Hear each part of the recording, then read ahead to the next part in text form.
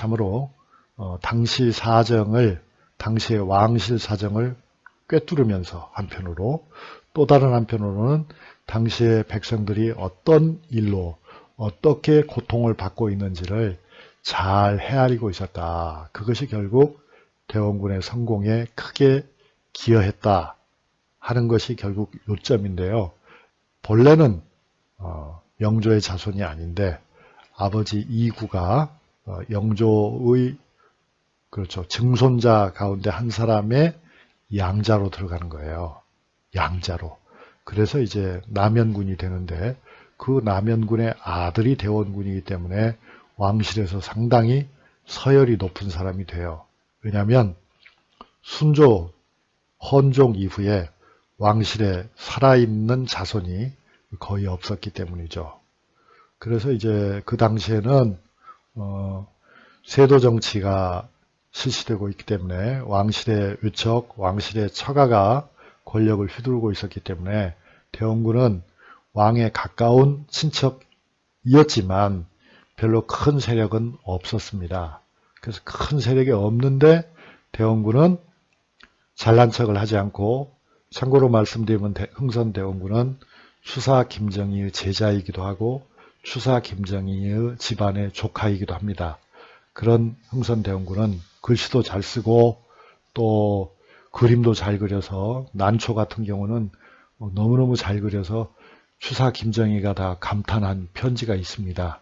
그러니까 그런 아주 재주 있는 총명한 사람인데, 이 흥선대원군이 난세를 헤쳐나가기 위해서 그런 그 세도가 집안 사람들에게 일부러 얕잡아 보이는 행위를 해요. 왜냐하면 그래야만 그 사람들이 정치적 부담을 갖지 않게 되잖아요. 그러니까 흥선대원군은 아주 타락한 사람처럼 굴었어요. 그걸 이제 파라코 행세를 했다, 그렇게 표현할 수 있죠. 그러면서 이제 그 세도가 사람들과 두루 사귀고, 그러니까 상대가 나를 우습게 보지만 그런 가운데 그들과 친하게 지내면서 사정을 잘 보았던 겁니다. 그런데 당시 왕이 누구냐면 철종이거든요. 철종은 영조의 정말 자손이죠. 자손인데 강화도에서 아주 어렵게 성장했어요. 그래서 오죽하면 별명이 강화도령이고, 왕으로 모신다고 해서 강화도에서 가마에 태워서 서울로 모셔왔는데, 그때도 철종은 자기가 왕이 되는 줄을 모르고 무슨 역모 사건에 관련이 돼가지고 서울에 잡혀가서 죽는 줄 알았다고 그래요. 그러니까 당시에 조선의 왕실이 얼마나 형편없는 상태였는지를 알 수 있죠. 철종은 보세요. 49년부터 63년까지 몇 년입니까? 14년이죠. 14년 동안 사실상 꼭두각시 왕을 하다가 일찍 죽게 됩니다. 그런데 이 철종에게는 아들이 없었습니다. 그러니까 철종 이후에 왕의 자리가 누구에게 가느냐 하는 것이 굉장한 관심거리였죠.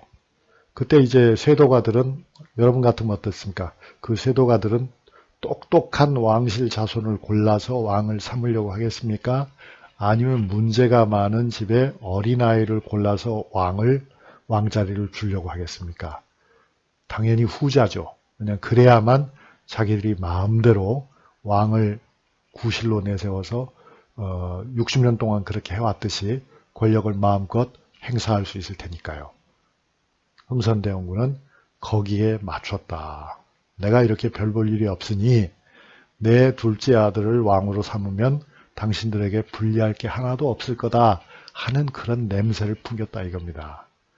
혹시 여러분은 나한테 그렇게 물을지도 몰라요. 교수님, 그런데 언제부터 이렇게 조선이 이런 형편없는 나라가 되었습니까? 어떻게 이렇게 세도 정치가 가능하게 되었습니까? 하는 질문도 여러분이 나한테 할 수 있을 것입니다. 대답은 있죠. 그 대답은 뭐냐면 과거에 정조 강의를 할 때 말씀드린 것처럼 숙종 이후에 숙종, 영조, 정조가 조선의 정치적 전통을 파괴한 거예요. 즉 견제와 균형의 논리 위에서 누구도 권력을 독점할 수 없었던 것이 조선 왕조의 특징입니다. 그런데 이제 그것이 결국 당쟁과 결합돼 가지고 세상을 굉장히 복잡하게 만들었어요. 그래서 숙종과 영조와 정조는 권력을 왕에게 집중시키고 신하들이 감히 감노하라 배노하라를 할 수 없도록 제도를 고쳐갑니다.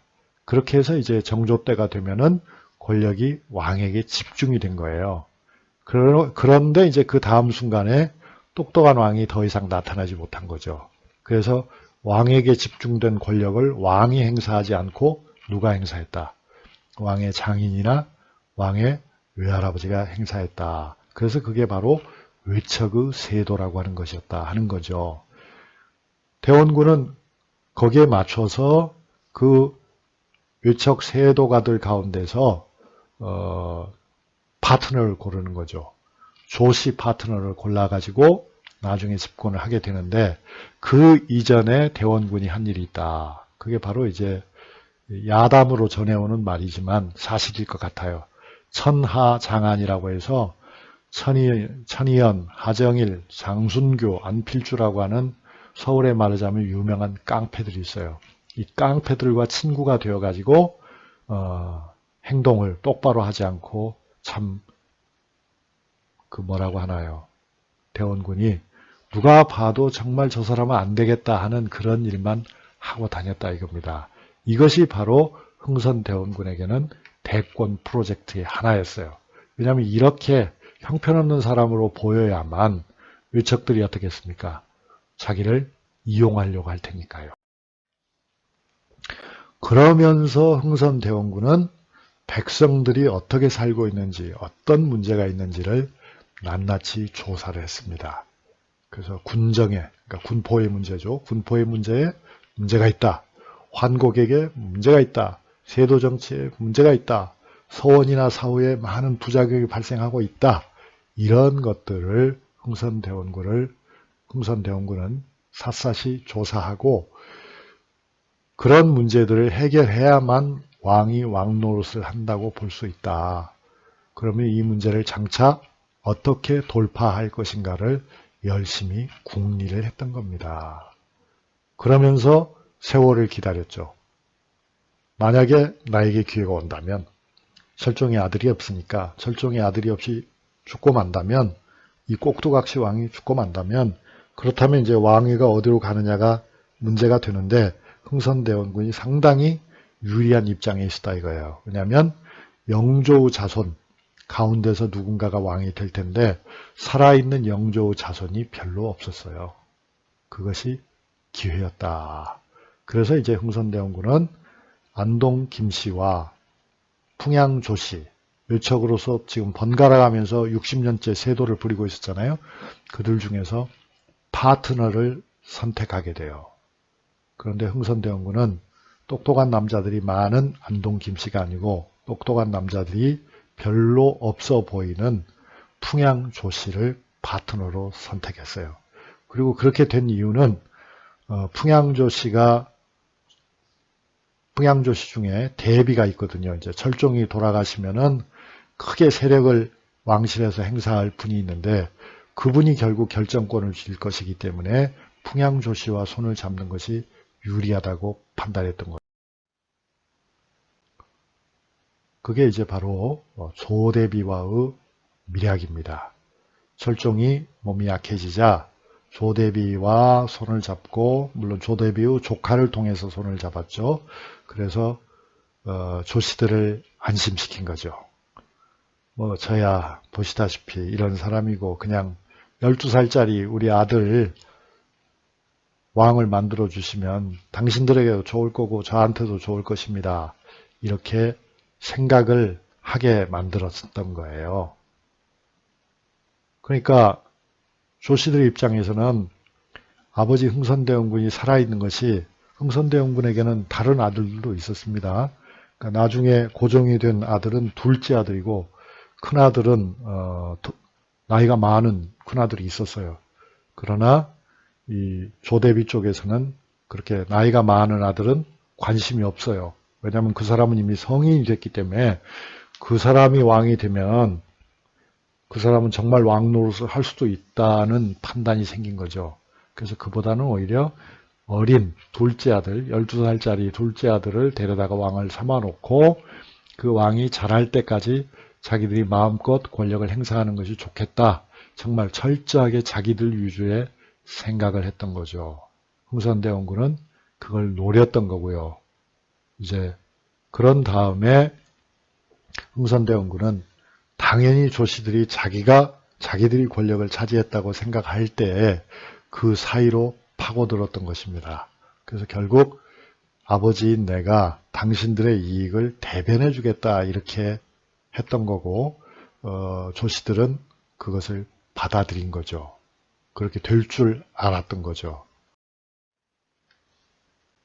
그죠? 그래서 이제 1863년 12월에 이하응의 둘째 아들이 이름이 이재황이에요. 어렸을 때 이름은 개똥이라고 하죠. 왕이 되고 흥선대원군이 조씨들이 보기에는 형식적인 섭정이 된 거예요. 왕의 아버지니까. 그리고 이제 조씨들은 흥선대원군을 마음껏 조정할 수 있다. 조종할 수 있다. 뒤에서 얼마든지 움직일 수 있다. 저 사람 아무것도 아니니까 그렇게 생각한 거죠. 그게 바로 이제 흥선대원군에게는 작전 성공이었죠. 그러나 일단 섭정의 지위를 차지한 흥선대원군은 조씨들의 의견을 처음에는 받아주는 것처럼 했지만 점점 무시하고 그 시간이 오래 걸리지 않았어요. 점점 무시하고 왕의 이름을 빌려가지고 강한 권력을 행사해서 도리어 과거에 쇄도를 부리던 안동 김씨와 풍양 조씨를 다 쳐버렸어요. 완전히 제거했다는 뜻은 아니고요. 그들의 실권을 빼앗고 그들에게는 명목상의 자리만을 주었다. 그리고 그 빈 자리를 흥선대원군은 많은 인재들로 채웠다. 흥선대원군은 많은 무인들을 등용하고 흥선대원군은 그동안 당파에 눌려가지고 제대로 진출하지 못한 소수 당파들의 사람들 많이 등용하고 흥선대원군은 지금까지 집안이 좋지 못하다고 해서 등용의 기회를 잡지 못했던 다른 많은 재주 있는 사람들을 등용했다. 그러니까 그 사람들은 당연히 자기 집안의 논리를 따르기보다는 흥선대원군의 논리, 말하자면 왕실의 문법을 중시하는 친왕파가 되었다. 이런 거죠.